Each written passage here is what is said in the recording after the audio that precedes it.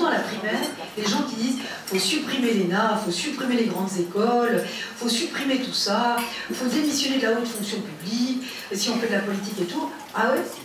Moi je veux dire, si demain Zora veut faire l'ENA, mais je serais ravie. On est, pour ceux qui voyagent, nos grandes écoles sont encore très admirées. La haute fonction publique française est une haute fonction publique de très grande qualité. Et moi, je serais ravie que ma fille soit haut fonctionnaire un jour de la République française.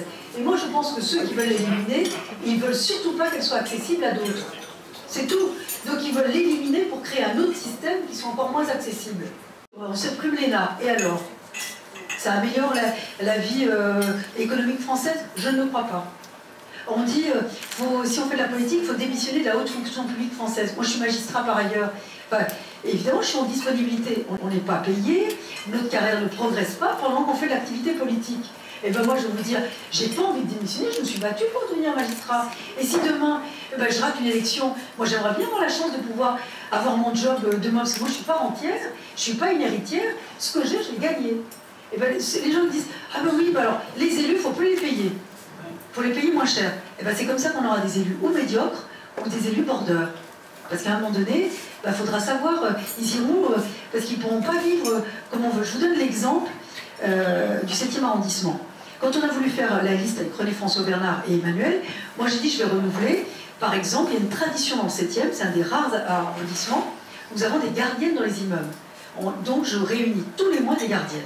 Je leur demande, ce sont des vrais vigies par rapport aux habitants, notamment personnes isolées, personnes âgées.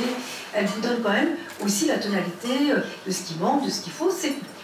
Quand j'ai voulu faire la liste, j'ai dit je vais mettre une gardienne.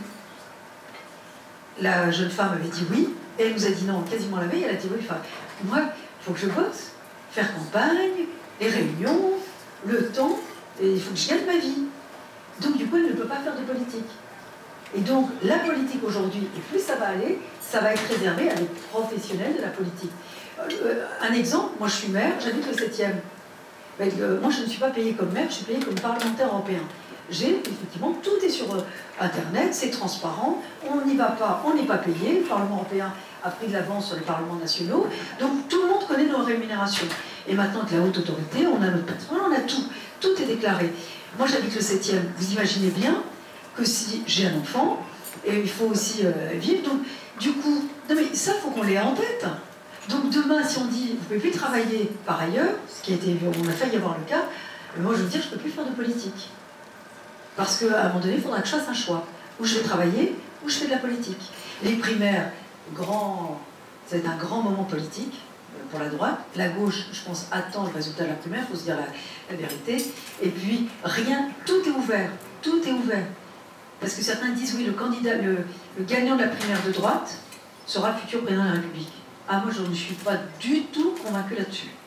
Et je parle sous contrôle d'Emmanuel Dauvergne qui est ici. Moi, j'avais parié, pas parié, au sens, les gens disaient, l'élection de Trump, c'est aux États-Unis, c'est facile de dire après. Moi, je l'avais dit avant. Pourquoi on ne se rend pas compte? C'est-à-dire que je fais une interview à la BBC, on me dit, mais madame, quand même, Hillary Clinton.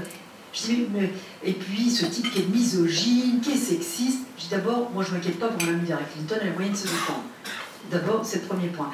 La deuxième chose, moi je serais Mme Clinton, je m'interrogerais pourquoi 50% d'Américains sont prêts à soutenir Donald Trump. Enfin, il y a une interrogation quand même, parce que c'est pas Trump, moi c'est pas mon candidat, c'est pas ma tasse de thé. Effectivement, moi je l'ai rencontré, je l'ai connu avec Nicolas Sarkozy, mais c'est pas les mêmes. Mais quand même, ils ont élu Donald Trump. Mais quand on connaît l'Amérique profonde, et quand on connaît... c'est pas que c'est pas étonnant, c'est qu'on les entend pas. Et moi, je ne veux pas ça pour mon pays, que c'est pas de ne pas avoir Donald Trump, c'est le choix après des électeurs. Ça en dit long sur l'état des sociétés aujourd'hui, ça en dit long. Moi, je suis allée... Non, mais sur Obama, oui, il était très populaire en France, mais c'est toujours pareil. Vous avez aussi François Hollande, il a été très populaire aux États-Unis, il a eu un prix. Mais en tous les cas, les Français ne voteront pas pour quelqu'un qui ne les écoute pas, qui ne les entendra pas. Alors ils voteront pour autre chose, Alors, effectivement, ça peut être Marine Le Pen, mais Marine Le Pen n'avait pas la force de frappe qu'a effectivement Trump, c'est autre chose, qu'il a quand même aussi les Républicains, même si certains n'ont pas, certains ténors ne l'ont pas soutenu, mais il a quand même eu les Républicains derrière, donc c'est pas la même chose. Mais moi, je pense que les Français, en tous les cas, ne voteront plus pour quelqu'un qui ne les entend pas. La France, c'est pas Paris. Voilà. La France, c'est pas les dîners parisiens. Moi, je fais des meetings et des réunions en province. Et ben, en province, pour ceux qui font la province, la France, elle est quand même, elle s'est endurcie sur des tas de choses. Donc, aujourd'hui, je pense que la France, les Français sont très tendus, sont très en colère. Alors, on me dit, ça manifeste pas. Oui, mais vous n'êtes pas obligé de manifester pour être en colère. Le pire, c'est de ne pas manifester. Je sais très bien, par exemple, nous, hommes d'affaires, si je peux me permettre, je sais très bien ce qu'on dit sur un client qui ne parle pas, il est très dangereux, il ne reviendra pas. Il vaut mieux un client qui rame qu'un client qui ne dit rien. Donc, ça, il y a un parallèle à faire. Non, c'est ton avantage, au final.